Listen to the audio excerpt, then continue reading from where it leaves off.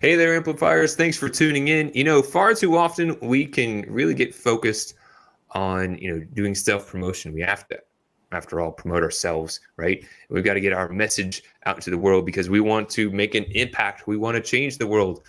But sometimes, if we're just focusing on ourselves, we're limiting the full potential of what we could be doing. So we're going to be talking about the power of success and how to cheerlead instead of compete and win more. It's a great topic, and I'm excited for today's session. If you haven't done so already, make sure to go to growthamplifiers.com and subscribe to our podcast. We're on multiple different platforms, and we want to make sure that we tune into you so you can come back in, continually guide little amplifiers that you can put into action to amplify your business. So the big idea that we're talking about here is celebrating others' successes actually creates an environment of success for everyone, right? If we're just focusing on ourselves, we're limiting the full potential of what we could be doing. Now, why this matters is, well, if you have a scarcity mindset, you think, oh, there's so many other people who might do a similar thing, and there's only so much business, you're going to take scarcity actions. But if you have an amplified abundance mindset, you're going to take abundant actions, and that has huge payoffs. And so the key is, instead of cutthroat competition, we need to compete with ourselves, right? So doing our best, and that will elevate and support others in the process. And that's how we grow and then continue to amplify. So let's get to our guest today. So I'm excited to have him here. And I forgot, I just moved the slide in here. Pardon me, we're live. If you're tuning in, make sure to amplify by sharing your comments, asking questions if you have them, and then take the ideas and put them into action. All right, so now our guest today is a first Gulf War veteran. So thank you very much for your service. Highly appreciate that. That's just awesome and amazing. He has an MBA and is the CEO of the JAM Accelerator, which is a business consulting and incubation firm. Previously, Jeff was the founder and CEO of MICG Investment Management, a billion-dollar wealth management firm. And Jeff has an amazing story of transformation after being released after serving nearly 7 of a 14-year prison sentence. That is an amazing story, and it is amazing. You don't hear that every day, Kenny. You don't hear that every day. So welcome to Growth Amplifiers, Jeff. Thank you. Glad to have you here. I appreciate it. Thanks for the opportunity. And by the way, if you want to learn more about Jeff, definitely visit his website, jeffmartinovich.com. We'll be sharing that in detail in a moment. But Jeff, let's get keyed in. And I just shared this third bullet point, by the way. And number one, as mentioned, thank you for your service. Thank you. But number two, kudos to you for being vulnerable and brave to put that out there and share some of your personal story that a lot of people might tend to hide. Right. You're putting it up as a focal point. So let's tune into that and start focusing on, what is this about? What is this backstory? Would love to hear about this. Oh, thank you so much, Kenny. The quick backstory is following the 2008 financial crisis. Well, we had been very fortunate over about 20 years to build a billion-dollar investment firm out of zero.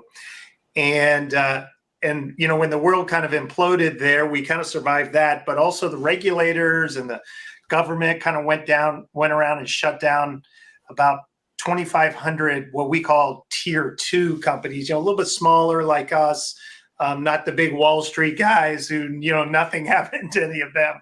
We've all read all those stories. So what they do is they said that we mispriced a stock in one of our hedge funds, and that was after all the Bernie Madoff world, and what a terrible time it was.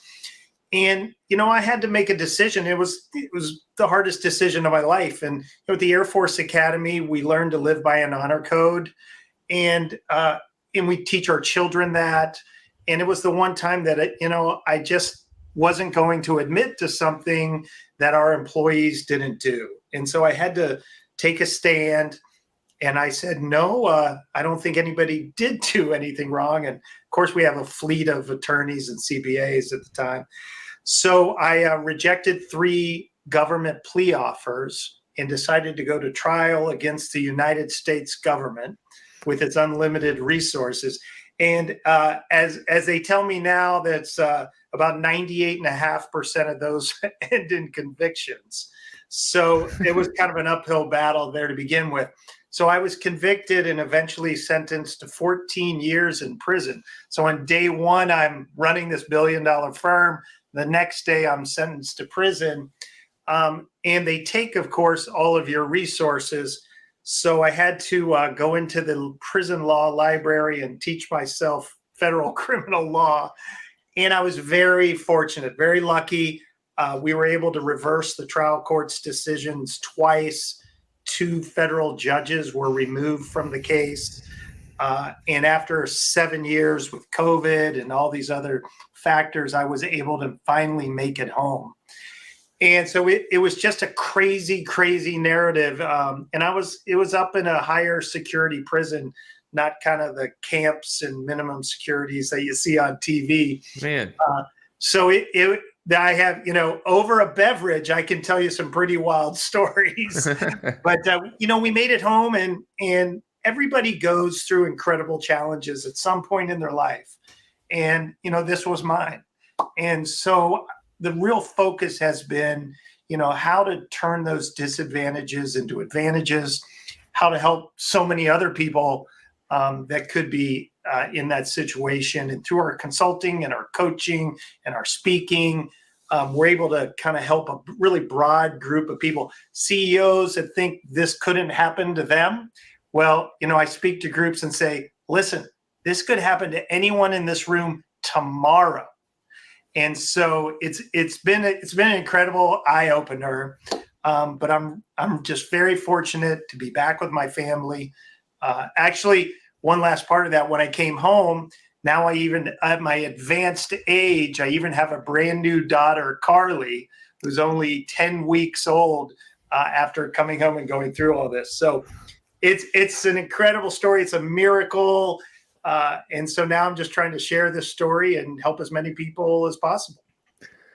That is quite the game changer story. It was. I can't imagine that the punch in the gut, because we've all had the moment where we've been accused of something that we didn't do, and no one likes to be like, well, if I didn't do it, I'm not going to admit to it. Right.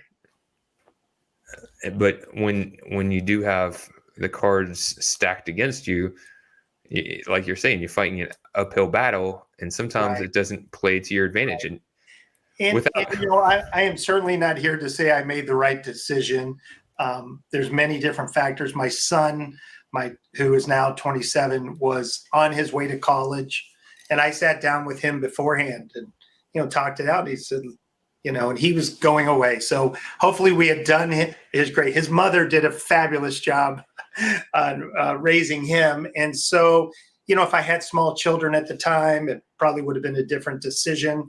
But I think there's just different points in life where you've got to decide, what's important. What are you going to stand up for? And, what can make a difference to you and your employees and your shareholders? So now we are focusing on restoring, rebuilding, and again, that's a long uphill battle also. But I believe we'll be able to do it. Well, it really is the right mindset to come with, and that's what we're talking about a lot in today's interview is getting in that right mindset. But we won't go down the path of the court system and all the challenges with that. But we do know that there are some really sticky, hairy challenges. And if someone gets convicted, they may not be as guilty as you think they are. Or if someone takes a plea, they may not be as guilty. It's a weird system. It's not perfect. It's a very difficult situation. You're right. So let's get to the heart of the matter. Now, you have a book that just came out. Hello.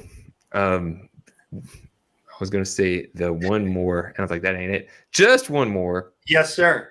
All right, just one more. And you wrote that book with a purpose in mind. You have a goal that you want to accomplish as someone may read the book Right. and they dive into it. And when looking at the premise and the outline, I thought was really interesting. Number one, you have a really creative way of creating a parable and inner training, helping share life lessons. But what really inspired you to create this book, and what is the purpose or goal of the book? Well, Kenny, I had written a business book while I had all this time in prison. And it's about 40 chapters, 25 about how to make $1 billion. And the other 15 chapters are how not to do all the mistakes that I made. And so that is in publication now.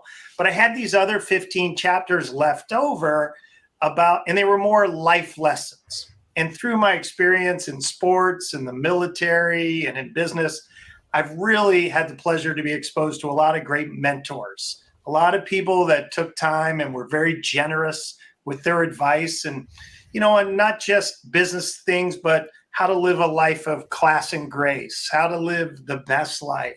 And so I wanted to also give those lessons to maybe people who hadn't been able to be exposed to those. And then at the same time, as you and I and everyone's been taught, humans learn best through stories. And that's the way we've done it for millions of years. So we created a parable, this narrative about Bob Vukovich and Cole Johnson.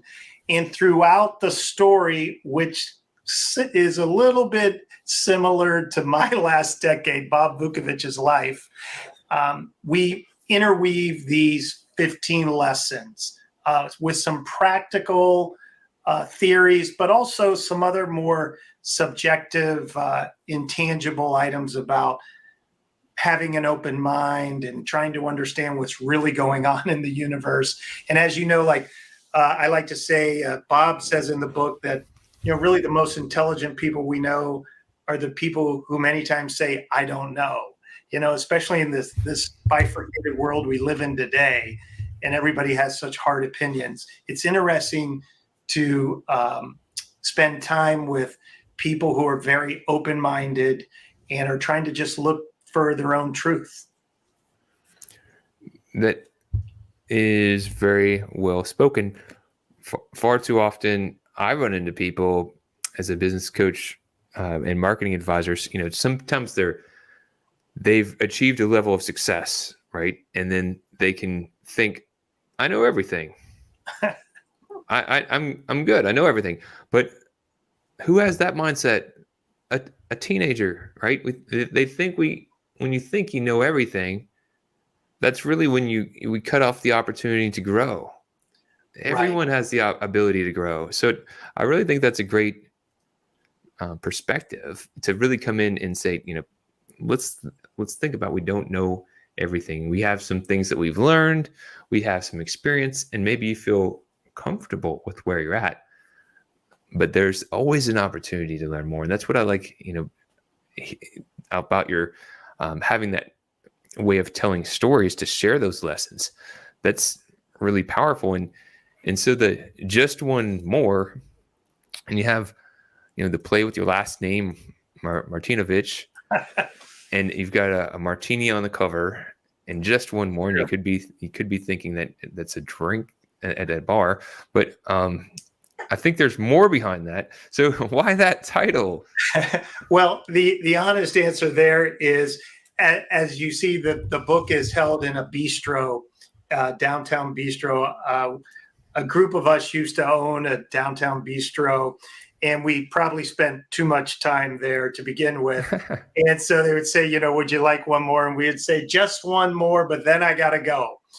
And what that really turned into is almost a metaphor of, just one more challenge, just one more time being knocked down to the canvas and having to get up. Do we, have that willpower? And that's a real central theme of the story, is will Bob Vukovich, who's really kind of been through the ringer, been to the mountaintop, and now he's at the deepest valley, will he have the energy and the motivation to get back into this competitive game of life? So I think Coach K coaches those Duke Blue Devils, always says, next play, just one more. And I think it's a good phrase that we just got to keep reminding ourselves. When I was in prison, every day is like another day in the war. And I knew that I had to get up just one more day, get stronger today, do more, throw in more motions. We submitted over 500 motions that I typed on a manual typewriter and used a number 2 pencil in the law library. So it's a little mantra that hopefully keeps us getting out of bed every day and giving it all we got. I think that's important to do, one day at a time, 1 foot forward, baby steps. I had a setback a few years back. There was a jostling with a business partner, and it caused some issues. And can do that. Imagine that. Hey there, this is Kenny from Growth Amplifiers, here to ensure you get your awesome ideas into action to grow and improve your business and achieve your full potential. Take the first step by visiting growthamplifiers.com and clicking the Start Here button. Take the assessment to get your personalized score. Then select from free resources to learn how to improve your score. Don't wait. Be proactive and take action now by visiting growthamplifiers.com and clicking the Start Here button. And always keep on amplifying. Now, let's get back to the show. But I obviously didn't have to go to prison and deal with all that. But when you're having any sort of fallout, any sort of setback, it can get into your mind, it can get into your psyche, and it can really pull on your energy. And then once you kind of go into that space, you can get lost. That's right. And start focusing on this big mountain of stuff that needs to be done and all the stuff that's not the way you want it to be. Right. And if you don't have that focus of, just one more, making right. a little bit of step, a little bit of progress. You don't need to do the whole thing in one day. Right. That'll be overwhelming, and then you'll just overwhelm yourself, and we won't move forward. But if we say we focus on today, make today count, just one more, get back up, just focus on that next step, and before you know it, you can look back and say, "Woof, we made a lot of progress. We're no longer in exactly that spot." So that is a great mantra. And as you're tuning in, some people may be in a good spot. We're like, "Hey, we had a great year." Others, good. I hope so. Good for you. There's some that may be tuning in and saying, "Damn, the pandemic! It totally threw my business underwater, and I'm struggling, and I'm still struggling with the staffing shortages and the high prices and the inflation, and a lot of people are going through a lot of hurts." Exactly. But if they could just focus on the one more and not worry about everything, just take that one step forward. Right. So great point. Well, what I tried to do is I have a part of this in some of our writings is every day I thought I need to get stronger. And so I said, I need to get stronger physically, intellectually, and emotionally, just this much more every day. And I know that if I do that, tomorrow's going to be better. If I don't do it, we're still treading water here. And so those were the 3 areas that I made sure every day we did a little bit forward progress. And you're right. Eventually we made it out, the other side of the tunnel. And, but if you look at that whole 7-year process from day one, it's too overwhelming, and despair and self-pity all takes over. Ooh, yeah. I didn't even have nearly that much of a challenge, but I was surprised how much victim mindset I started going down. Sure. But when we get in that spot, we've really got to find acceptance so we can move forward. Right. So now this book contains a lot of great content and lessons.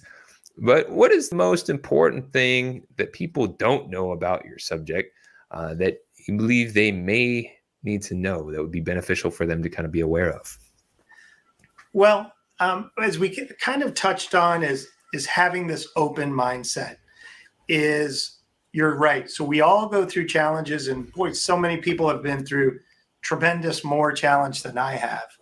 But the key is, in my opinion, is to have this incredible open mindset that I'm going to get up today and give it all I've got. And the great odds are I have no idea how this is going to turn out. From a legal view, when we would be submitting motions for all these problems that occurred, it was always the items that I didn't think would work would be the ones that win. And all the things that I thought were plain as day, maybe the judge did not think that. And in business, it's the same way. When we have a client or a new sale with a prospect that we think there's no way they would not do that, we get disappointed. But if we also keep a volume aspect where, hey, I'm going to reach out to as many people as possible because I believe that what I'm doing is helping people and serving people, but I never know who's going to be the person that hires me tomorrow, who wants to get in the boat, who wants to row in the same direction. One great book I read, the second half, talks about don't try to talk the whole world into your mission, because there's a lot of people out there that already believe in your mission. Just go find them. Just let them, from good to great, let them get on your bus and then get in the right seat on the bus. So I really believe that, there's this grand design going on out there that I have no idea what it's about.